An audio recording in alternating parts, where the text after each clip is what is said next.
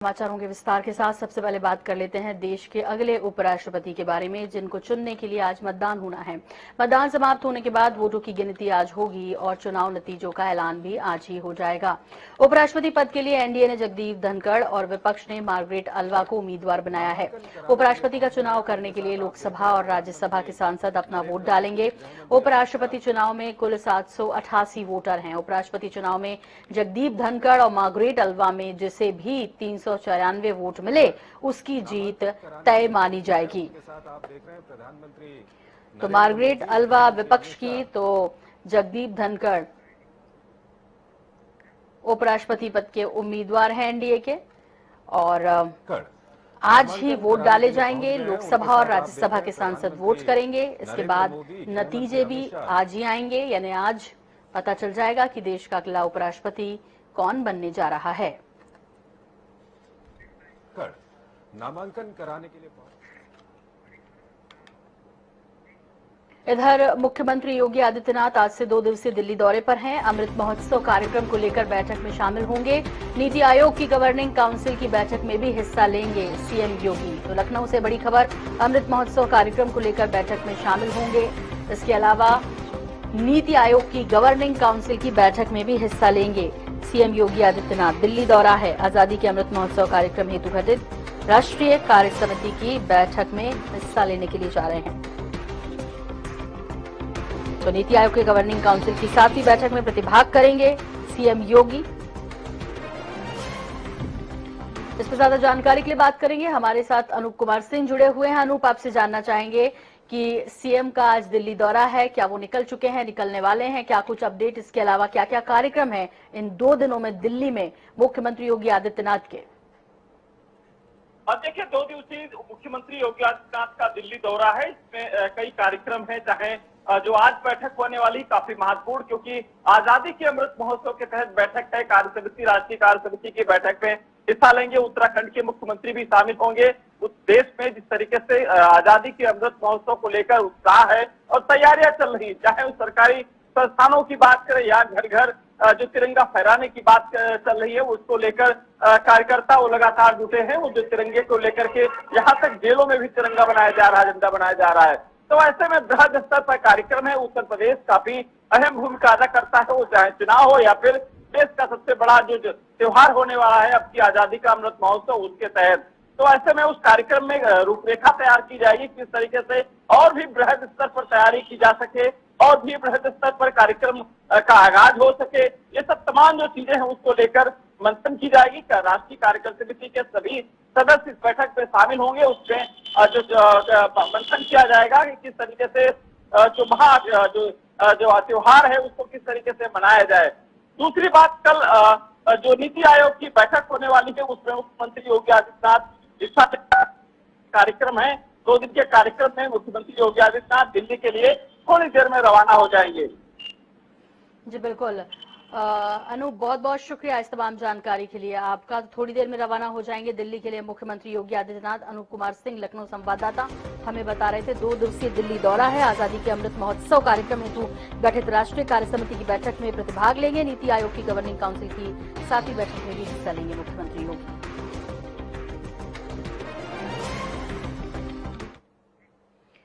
इधर अगली खबर का रुख करें और बात करें, भारतीय जनता पार्टी खुद को और मजबूत करने में जुटी है, क्योंकि आगे की जंग लोकसभा चुनाव 2024 सामने है। इसके लिए बीजेपी अभी से कमर कस रही है। इसी क्रम में पार्टी से जुड़े नेताओं और कार्यकर्ताओं में जोश भरने के लिए और आगे की रणनीति पर चर्चा करने के लिए बीजेपी प्रशिक्षण शिविर का जरिया अपना रही है, ताकि लोकसभा चुनाव में जीत सुनिश्चित की जा सके।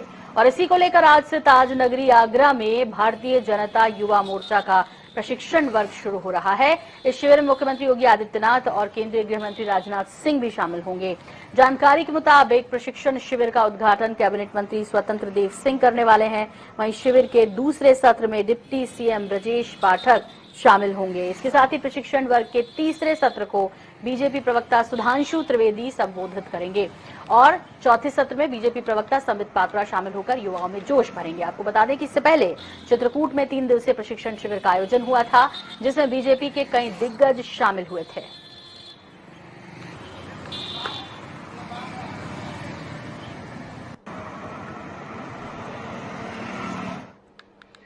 इधर अयोध्या में राम जन्मभूमि मंदिर निर्माण के शीला पूजन के दूसरी वर्षगांठ को शौर्य दिवस के रूप में मनाया गया। कारसेवकपुरम समेत हनुमानगढ़ी मंदिर पर हजारों की संख्या में दीप जलाकर उत्सव मनाया गया। इस दौरान बड़ी संख्या में श्री राम के दर्शन करने पहुंचे लोग। दरअसल अयोध्या के लिए 5 अगस्त सबसे बड़ा दिन माना जाता है, क्योंकि इसी दिन अयोध्या में भव्य राम मंदिर निर्माण की शुरुआत हुई। प्रधानमंत्री नरेंद्र मोदी अयोध्या पहुंचे थे और राम जन्मभूमि पर मंदिर निर्माण की विधि से नींव की पहली शिला रखी गई थी। इसके बाद से ही लगातार मंदिर निर्माण की प्रक्रिया तेजी के साथ आगे बढ़ रही है। मंदिर निर्माण अयोध्या में उत्साह है, इसे लेकर साधु संत भी मंदिर निर्माण की वर्षगांठ पर खुशियां मनाते नजर आए, दीप जलाते नजर आए। अयोध्या की ये तस्वीरें हैं और शीला पूजन की दूसरी वर्षगांठ है। दरअसल इस मौके पर हजारों की संख्या में दीप जलाए गए और उत्सव मनाया गया।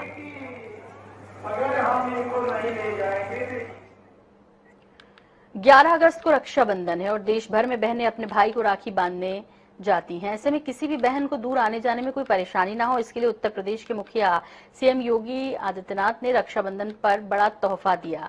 रक्षाबंधन के अवसर पर परिवहन निगम की बसों में मुफ्त आवागमन की सुविधा रहेगी। ये सेवा 48 घंटे के लिए उपलब्ध होगी। 10 अगस्त को रात 12 बजे से 12 अगस्त को रात 12 बजे तक फ्री में यात्रा कर सकेंगे। तो रक्षाबंधन पर सीएम योगी आदित्यनाथ का अपनी बहनों को ये तोहफा समझ लीजिए कि राज्य परिवहन निगम की बसों में बहनें बिना किसी टिकट के मुफ्त में आ जा सकेंगी। हालांकि इसके लिए समय निर्धारित है, लेकिन ये बड़ी राहत रक्षाबंधन के मौके पर मुख्यमंत्री ने दी है उत्तर प्रदेश की बहनों को।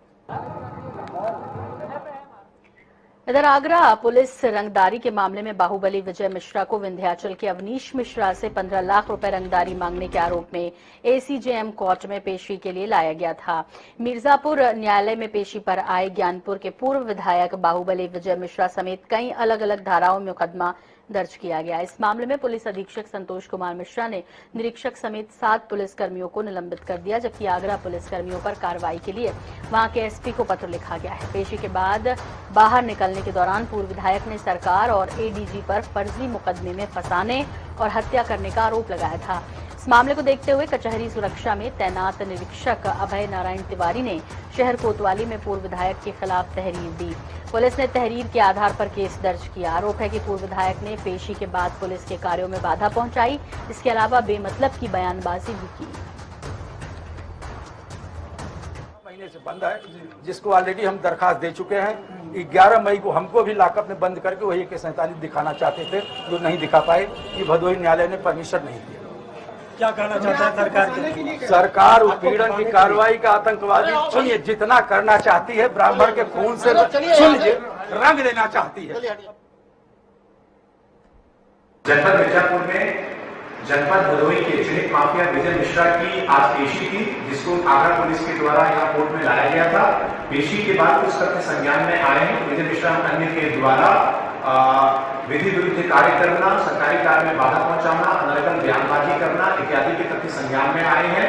इन तथ्यों के आधार पर विजय मिश्रा अन्य के खिलाफ में सुसंगत धाराओं में मुकदमा पंजीकृत कर लिया गया है एवं लापरवाही बरतने के आरोप में जनपद मिर्जापुर के संबंधित पुलिस कर्मी के उनके खिलाफ निलंबन की कार्रवाई की गई है एवं जो आगरा पुलिस के जो कर्मचारी आए थे उनके खिलाफ भी कार्रवाई हेतु संबंधित जनपद से पत्राचार किया गया है।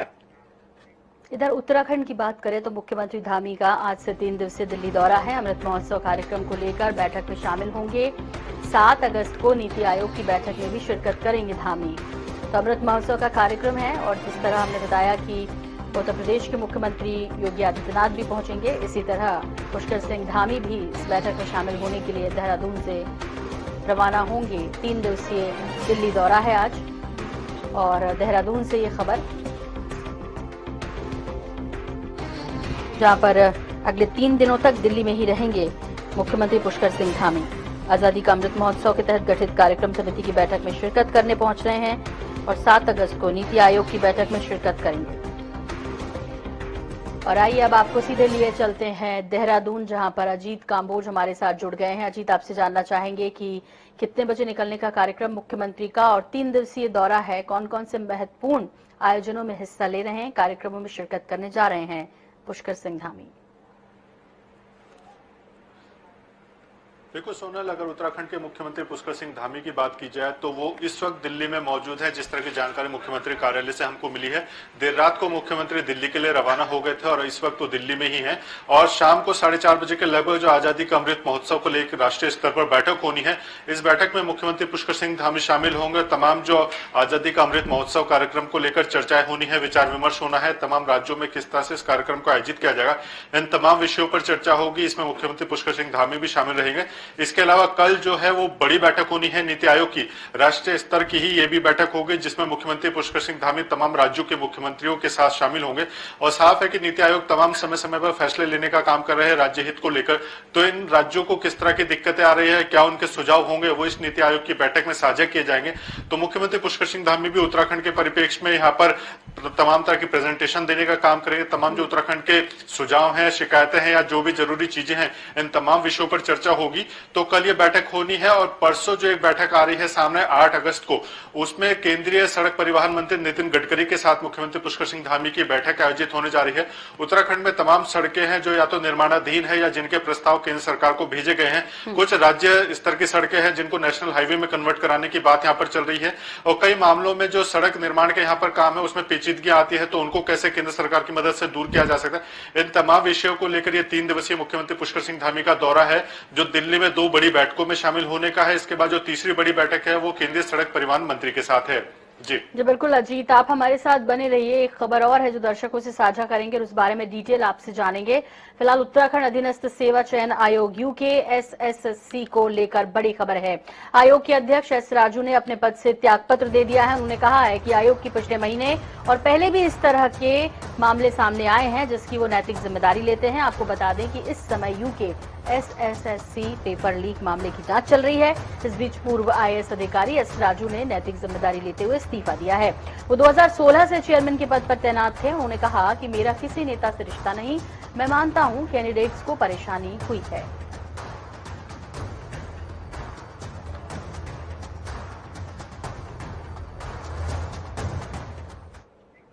इधर उत्तराखंड में पहाड़ से मैदान तक बारिश का दौर है। मौसम विज्ञान केंद्र देहरादून ने राज्य में अगले कुछ दिन भारी बारिश के लिए येलो अलर्ट जारी किया है। राज्य के देहरादून, नैनीताल, पौड़ी, चंपावत, बागेश्वर और पिथौरागढ़ जिले में कहीं कहीं बारिश की संभावना है, जिसे लेकर अलर्ट भी जारी है। इसके अलावा राज्य के दूसरे जिलों में भी कहीं कहीं हल्की बारिश की संभावना जताई गई है। मौसम विभाग के निदेशक विक्रम सिंह के मुताबिक राज्य में 7 अगस्त तक बारिश का दौर जारी रहेगा। उन्होंने सतर्क रहने की सलाह दी है इस दौरान और बताया कि बारिश के चलते पर्वतीय जिलों में मध्यम भूस्खलन की संभावना भी बनी हुई है। अनेक जगहों तक में जो है हल्की मध्यम बारिश प्रदेश में देखने को मिलेगी और भारी वर्षा की जो संभावना बनती है थोड़ा बागेश्वर और चमोली डिस्ट्रिक्ट में बन रही है। उसके बाद देखें तो जो रेनफॉल एक्टिविटी काफ़ी कम हो जाएगी। आप ये कह सकते हैं हल्की बारिश जो है कुछ जगहों में जो है अगर 8 और 9 को बात करें तो वो मिलने वाली है प्रदेश में, हल्की बारिश मैं कहूँगा। और वो भी पहाड़ों में जो है कुछ जगहों में मिलेगी। जहाँ तक मैदानी क्षेत्र है तो उसमें तो करीब करीब वो जो है आइसोलेटेड या ड्राई तरह का ही रहने वाला है। और इस पर ज्यादा जानकारी के लिए रुक कर लेते हैं हमारे सहयोगी अजीत काम्बोज का। एक बार फिर से अजीत, आपसे जानना चाहेंगे मौसम की यदि बात करें तो जिस तरह से अभी संभावनाएं जताई गई है, कुछ जगहों पर येलो अलर्ट जारी किया गया है, कहीं हल्की से भारी बारिश की भी संभावना जताई गई है। कहाँ मुख्य रूप से लोगों को सतर्क करने के लिए कहा जा रहा है? बिल्कुल, अगर उत्तराखंड के परिप्रेक्ष्य में बात की जाए तो मानसून लगातार यहाँ पर भारी बरसात के साथ जारी है और जिस तरह की संभावनाएं जताई जा रही हैं उसके अनुसार मौसम विभाग ने जो देर शाम को 2 से 3 दिनों का फोरकास्ट जारी किया है। इसके अनुसार उत्तराखंड प्रदेश के जो दूरस्थ जनपद या ऊंचाई वाले जनपद है जिनमें चमोली, पिथौरागढ़, बागेश्वर शामिल है, यहाँ पर लगातार बारिश का कहर जारी है। तमाम सड़कें यहाँ पर बंद है। जो यहाँ के गदेरे कहे जा सकते, जो नाले कहे जाते हैं, वो सीधे तौर पर ब्लॉकेज का काम कर रहे हैं। लगातार पानी उनमें आ रहा है जिसके चलते आवागमन यहाँ पर बंद हो रहा है। और मौसम विभाग ने जो येलो अलर्ट और ऑरेंज अलर्ट उत्तराखंड के लिए जारी किया है उसके अनुसार सीधे तौर पर चमोली, बागेश्वर और पिथौरागढ़ पे सबसे ज्यादा परेशानी यहाँ पर हो सकती है। ऊंचाई वाले इलाके हैं, लगातार बारिश जारी है, तो यहीं को लेकर जिला प्रशासन ने भी सतर्कता के निर्देश तमाम जिला स्तर के अधिकारियों को जारी किए हैं। साथ ही जो तमाम तरह की यात्राएं यहाँ पर चल रही है या फिर लोगों को आवागमन करना है तो उनको भी सचेत रहने की यहाँ पर बातचीत की गई है।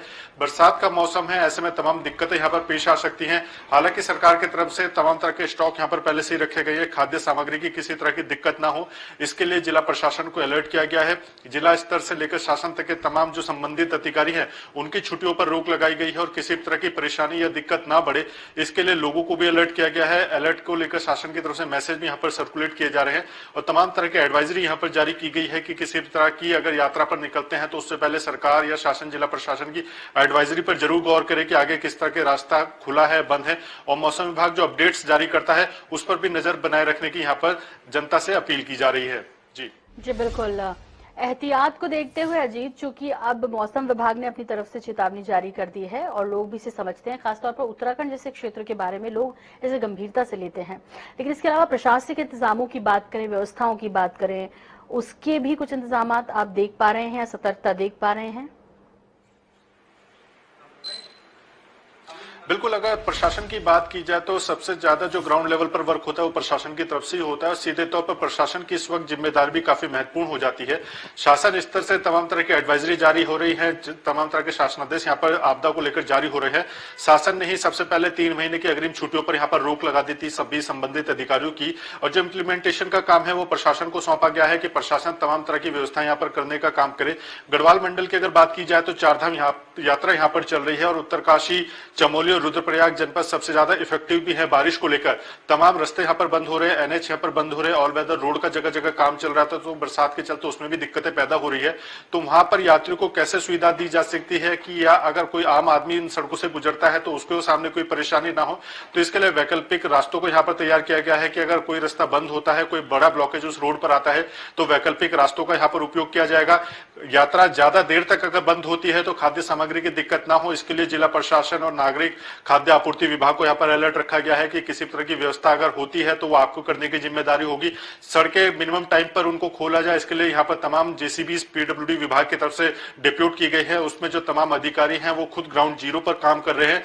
मिनिमम टाइम रखा गया है रेस्क्यू ऑपरेशंस को लेकर, तो तमाम व्यवस्थाएं जिला प्रशासन की तरफ से यहाँ पर बनाई गई है। लगभग 400 से ज्यादा जेसीबी पूरे उत्तराखंड में तैनात की गई है कि हल्का सा भी अगर कहीं पर ब्लॉकेज आता है, कोई बोल्डर सड़क पर आता है या सड़क धंसने जैसी स्थिति बनती है तो तुरंत वैकल्पिक मार्ग की व्यवस्था यहाँ पर की जाए। तो प्रशासन पूरी तरह से अलर्ट मोड पर है, लेकिन बरसात लगातार हो रही है, भारी बरसात उत्तराखंड में हो रही है, तो इसके चलते कई जगह दिक्कतें भी आ रही है और दुर्घटनाओं की खबरें भी सामने आ रही हैं। जी बिल्कुल अजीत, बहुत बहुत शुक्रिया इस तमाम जानकारी के लिए आपका। तो अजीत काम्बोज हमारे साथ देहरादून से जुड़े थे और इसी के साथ बुलेटिन में फिलहाल इतना ही, लेकिन जारी अपडेट का सिलसिला, आप बने रहिए हमारे साथ। नमस्कार। रोहतक से